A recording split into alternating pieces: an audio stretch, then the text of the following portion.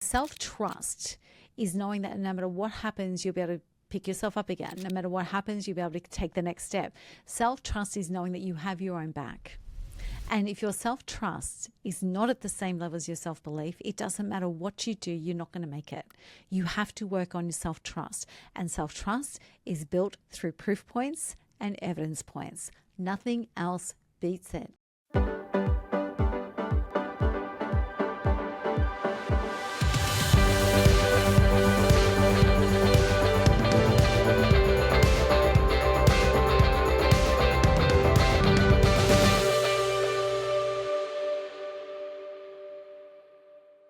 Welcome back to the Speaker Driven Business Podcast, and this is an episode where I want to dig a little bit deeper into, quite often I unpack what is authenticity really and directive authenticity, and I feel as though the newest buzzword across our socials and the platforms and my competitors, let's be frank, is the latest buzzword seems to become all about confidence. Have a confident voice, be a confident speaker. You can be confident too.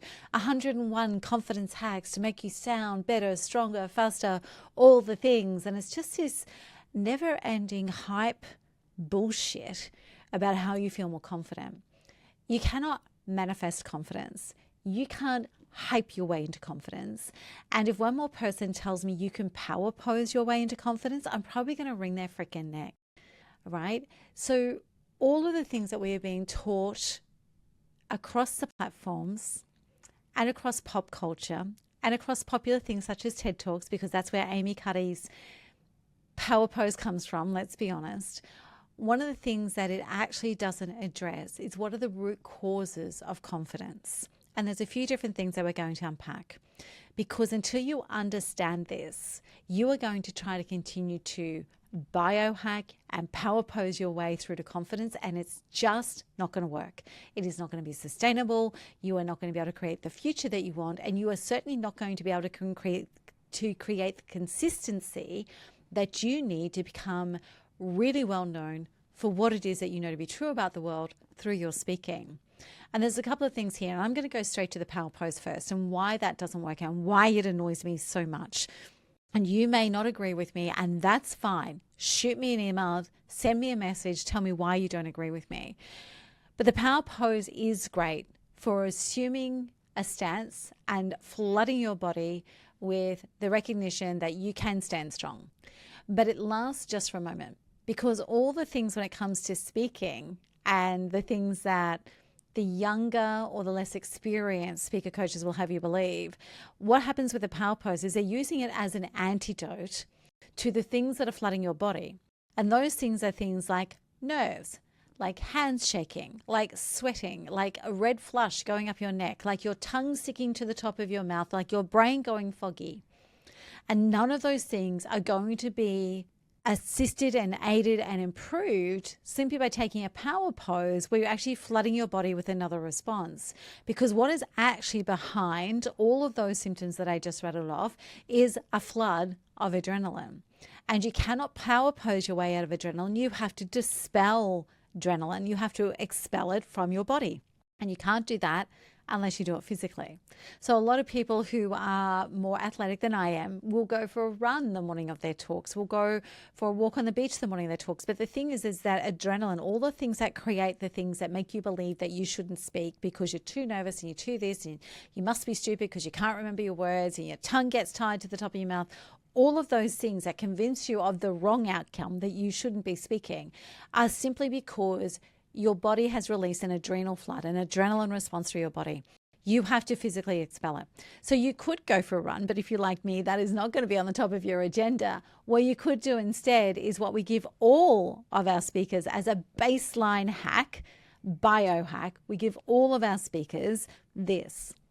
Find a wall 10 to 15 minutes out from your presentation starting time, your speech starting time. Maybe it's going to have to be in the bathrooms or at the back of a building, but find a wall and do wall push-ups until the tops of your arms fatigue. And what this does is it knocks the top of the adrenaline. It exposes all of those nervous system reactions to the adrenaline flood, because adrenal means get ready to fight, get ready to run. It gets rid of all of that. and it allows your entire system to calm down. Now, I know this works, and why? Because we've actually been using it for more than a decade now. But I just one story comes to mind that I'd love to share with you, and that is one of our clients a few years ago had got her first media appearance, was in the green room before going on stage at this television show, and she was really nervous, and she remembered the wall push-ups. And so she got up from her chair to go and do these wall push-ups.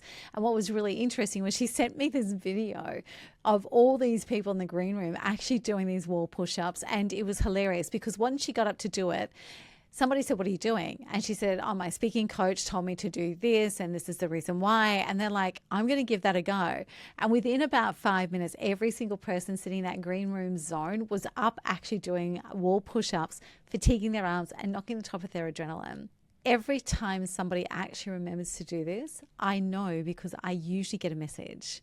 It's so simple, and it will outperform the power pose any day. The other thing that we have to address is that for some people, speaking up, speaking out, speaking in public, speaking on a stage actually activates nervous system dysregulation. And if your nervous system isn't calm, it's because it believes that you are actually about to be unsafe.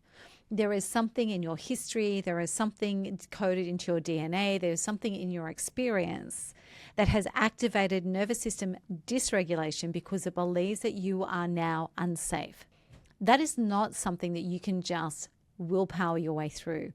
Where this has really come to fruition for me and why this is on the top of my mind right now is because I had a long lunch with a colleague on Friday who works just with female speakers. And she was talking about this lack of confidence that comes through time and time again, all the way from how we respond to an opportunity to speak right through to delivery on the stage. And I was sharing with her one of the most surprising observations that we had really had to adjust to. Some of you will know that for a number of years, we only worked with women who wanted to find their voice. And what would happen if they were looking to get main stages, to get that professional speaking breakthrough? What would happen would be they would get their first opportunity at the right price, well paid. And because of the training and because of the coaching we've done together and because of the structure that we give people, knock it out of the park, right? And they would be high on adrenaline and they would hit an adrenaline crash. And we've talked about that before. But then they get a second one. And usually by the third one, I would be sitting back going, happy days, they're on their way. And quite often the third or fourth delivery that was really good would be when these women would collapse and decide that this was not for them. No matter the feedback, it was like they became oblivious and blind to the feedback and the responses. And I started to realize it was because we hadn't actually quelled the inner demons. You can't willpower your way to confidence, and you can't manifest being confident. Confidence comes from doing the reps, and confidence comes from evidence stacking. So what I wanted to walk through in this episode today was clarity around what we need to do, real tactics that you can implement, including the wall push-ups. And I want you to understand how being very real about the conversation and getting yourself over looking for a silver bullet or a miracle cure will actually open the gates for you to build confidence absolutely forever. It's not just how you feel about it. It's not just what you want to feel on the other side of this lack of confidence that you might have. Is what can we actually do to move you forward? Because see, here's the thing. I have spoken a couple of times now about I didn't want to become a speaker. And at the age of 29, with 1 hour's notice, I suddenly had to give my first keynote to 250 people, most of whom I knew. There is nothing more daunting. And I had refused to become a speaker because for me, speaking up or speaking out had dire consequences, including being homeless twice as a teenager, not finishing school, going completely off the rails for a range of time. And the only way I was able to come back into being the good girl accepted by society was to learn how to stop screaming at the world, to shut up and to conform and to be quiet and to be good. So for me, the very edge of speaking was so inherently dangerous from a psychological, neurological perspective that I couldn't think of anything more dangerous. So having to speak that time, I had no confidence. And the way that I was able to actually get on that stage, I think was because I also had No notice. I didn't have time for the inner demons to rise. I came off that with one very clear understanding, and that was that I was good at it. And that was that people responded to it. And that was the first of my evidence points that I could do this thing. And that's what we need when it comes to building our evidence. We are building our confidence. We need to build evidence. We need to gather evidence points that we can do this, that we are safe doing this, and that people will respond well. And we need to stack those evidence points one on top of the other, right? Because when we stack those evidence points one on top of the other, we end up at the top of that stack, and that top of that stack is confidence. And we're going to need it, because even though we stack these beautiful little layers of evidence points, something's going to come along that's literally going to pull a couple of them out like a Jenga tower. And you need to have enough of them stacked that couple of things coming out of you, those couple of pieces coming out of your Jenga tower, don't take you to the floor. Because that's when the danger zone hits. That's when you make decisions that this isn't for me, no one's really interested. That's when we decide that out of the 150 pieces of great feedback, that one person critiquing us and telling us that we shouldn't be on the stage, that's what allows that to take over. Right? So it's not a confidence issue. It's actually a no proof issue. Because once we start doing something and we know that we can do it, and even if it's done badly the first time, we actually know that we can continue to practice and do the reps, right? So here's a couple of ideas that I want you to think about. The first thing is that your nervous system does not equate to your mindset. It does not matter how positive your thinking is. It does not matter how much you want this. It does not matter how much you think you're priming your mind for it. If your nervous system is geared to respond adversely to speaking up and speaking out, you will never win the mindset game. You actually have to work on nervous system regulation. You have to work on your breathing. You have to work on expelling adrenaline. You have to work on all the things that calm your nervous system, because your nervous system is not ruled by your mindset. Mindset, willpower will not overcome it. The second thing I wanted to speak to you about was that your self-trust does not equal your self-belief. And what I mean by this is every single person I've ever worked with in any capacity for any length of time, most of them have a deep belief that they were born to speak. And not because of ego, but because they know that there's a greater impact that they're here for. So their self-belief is high. There's no self-belief higher.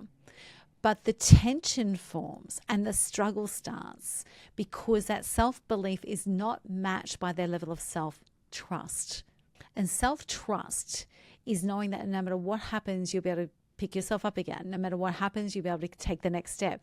Self-trust is knowing that you have your own back. And if your self-trust is not at the same level as your self-belief, it doesn't matter what you do, you're not going to make it. You have to work on your self-trust. And self-trust is built through proof points and evidence points. Nothing else beats it. And again, going back to the previous point of nervous system will never actually outstrip mindset. Your mindset can't outstrip your nervous system.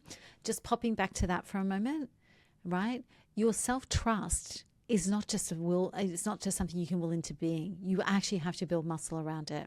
It's why when we're walking as children, we take a couple of steps and we fall down. We take a couple of steps and we sit down. And next time we get up, we take a couple of more steps. The way we are geared to learn and to build trust in our own body and capacity and system is actually hard-coded into our DNA to be something that we do iteratively, to be something that we build step by step, to be something that we give ourselves proof points on. And yet for some reason as adults, when we go to step into something that we feel is dangerous at a core level, we think we can just will ourselves into it. But it's who we are as toddlers when we were first learning to do everything. And as babies, that holds the key to understanding what we need to do.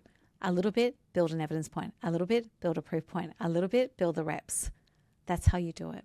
And the other thing is that evidence loops will always outperform your affirmations. Now, I could go on and on and on about this for days on end, but general affirmations will not work.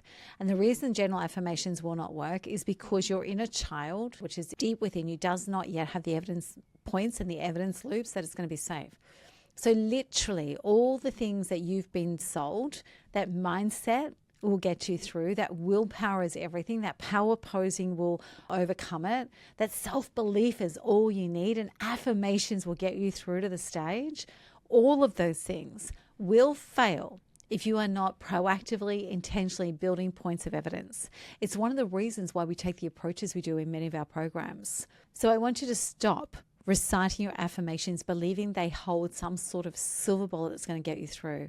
And I want you to start building evidence systems that your nervous system, your unconscious mind can come to rely on. I want you to also realize that you're not actually underperforming when it comes to confidence. You are simply underexposed and underutilized at this point in time.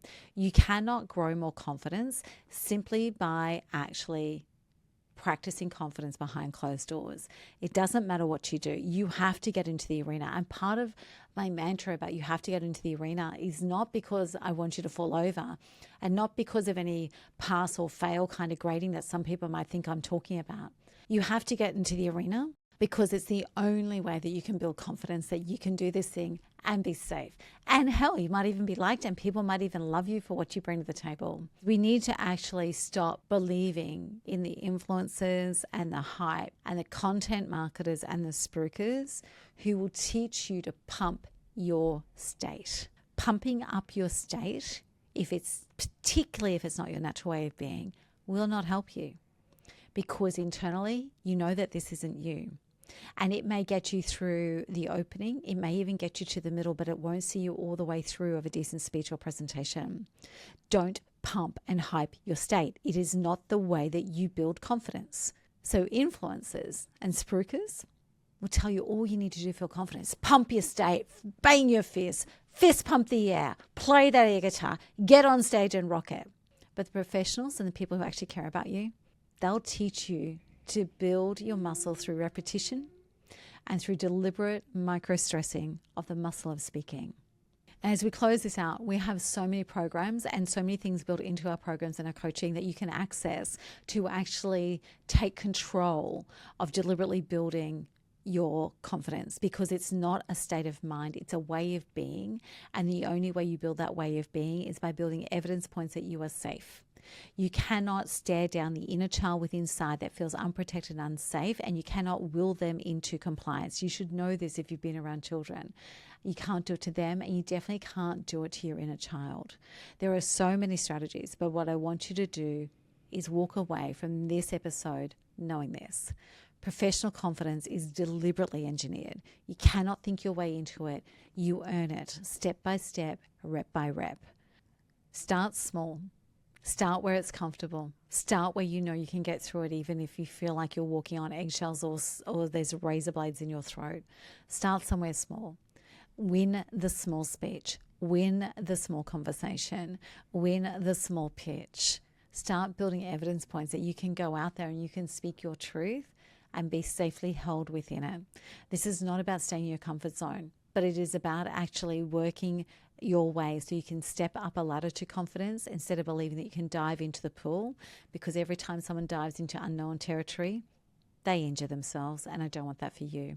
When it comes to speaking, do it deliberately, do it with intention, and make sure that you are stacking those evidence points bit by bit so your Jenga tower, no matter what happens in the future, stands really strong.